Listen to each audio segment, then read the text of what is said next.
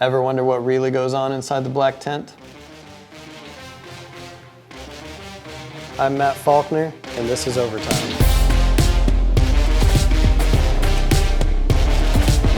On this episode of Overtime, we're going to talk about the history of aerodynamic development and body shape in NASCAR and how those things are inspected at the track.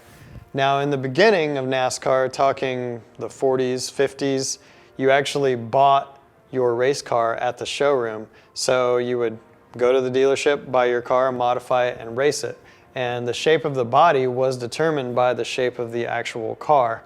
Now, it wasn't long before the need for inspecting this body shape became necessary, as guys, even way back in the day, would start modifying the shape of body panels, modifying the fit and finish of these body panels, and even the size of the body panels to gain an aerodynamic advantage over the competition.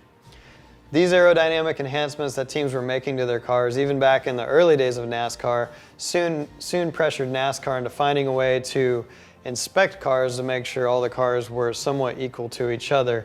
And then came templates. Now, the first templates were handheld metal or sometimes wood devices that would lay over a certain section of the car. And if that template fit watertight or to whatever tolerance they decided was necessary, the shape of the car was deemed legal. If the template did not fit good enough in that section of the car that it was intended for, the car would be illegal and the team would have to modify that section of the car to be the spec shape.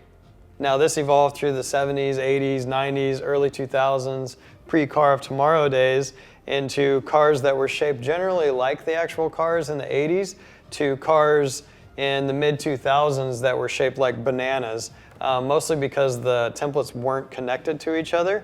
They were handheld templates that covered different sections of the car separately from each other, and you could build a car that wasn't shaped really anything like the factory car and still have it pass templates. In 2007, the Car of Tomorrow was introduced, and with the Car of Tomorrow came a giant clamshell type template that covered the whole car at once. This forced the shape of the cars to be much more like NASCAR intended it to be, and the days of the banana-shaped cars that were super optimized for aerodynamics was over.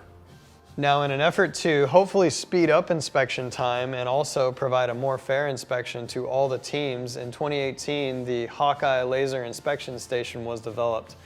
This body scanner essentially loads a CAD model or a digital model of each manufacturer's car into itself, and then the car rolls into the tent and is scanned, and the scan result is overlaid with that digital model of the car to see if it matches the spec shape or not. If the car is within plus or minus 150 thousandths of an inch of the actual digital model, it passes. If any part of the car is outside of that window, it doesn't pass, and you have to go back around, fix it, and try again. If you're not sure how much plus or minus 150 thousandths of an inch is, it ends up being about the thickness of a pencil. If you've ever been to the racetrack, you've probably noticed that the Hawkeye or laser inspection station is inside of a black tent, and NASCAR usually doesn't show fans what goes on inside.